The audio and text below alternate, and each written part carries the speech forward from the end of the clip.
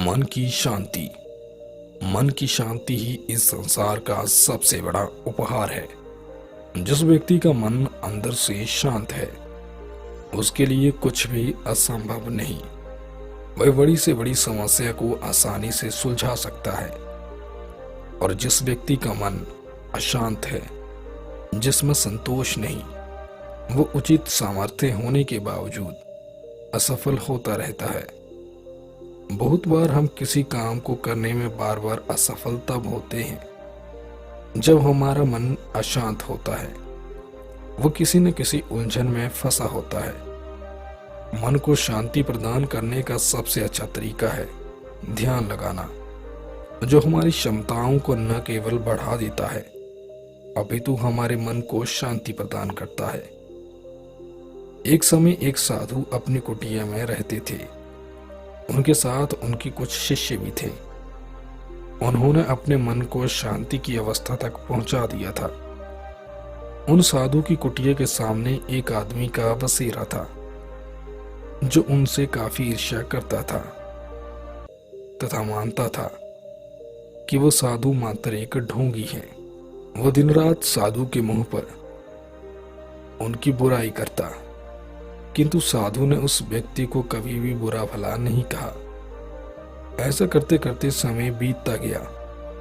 वो व्यक्ति साधु को गाली निकालता, किंतु साधु बिना कुछ कहे ही उसकी बातों को अनदेखा कर देते। एक दिन जब पूरा दिन व्यतीत होने के बाद भी वो व्यक्ति साधु को नहीं दिखाई पड़ता, तो साधु अपने एक शिष्य को उस व्यक्ति का पता करने भेजता है। तब मालूम पड़ता है कि वो व्यक्ति बीमार पड़ा है। जैसे ही साधु के पास ये खबर पहुंचती है, साधु कुछ फल अपने साथ लेकर उस व्यक्ति के पास जाते हैं। साधु को देखकर वो व्यक्ति बड़ा ही हैरान होता है। तब साधु उस व्यक्ति का समाचार पूछ तथा फल थमाकर उसके जल्दी स्वस्थ होने की कामना करते हैं। ये देख उस व्यक्ति की आंखों में आंसू आ जाते हैं। तब वो व्यक्ति कहता है, मैं तो सदा ही आपको बुरा भला कहता हूँ, आपको गालियां देता हूँ, तो आप मेरे साथ ऐसा अच्छा व्यवहार क्यों कर रहे हैं? तब साधु कहते हैं, क्योंकि अशांत लोगों के साथ ऐसे ही व्यवहार किया जाता है।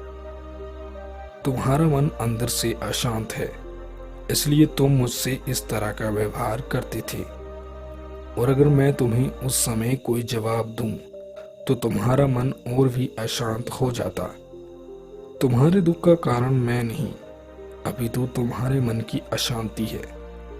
इसलिए अगर तुम सही मायनों में शांति चाहते हो, तो वो शांति ध्यान से आएगी, लोगों का अच्छा काम करके आएगी, और दूसरों से ईर्ष्या कर केवल अशांति ही हाथ लगेगी।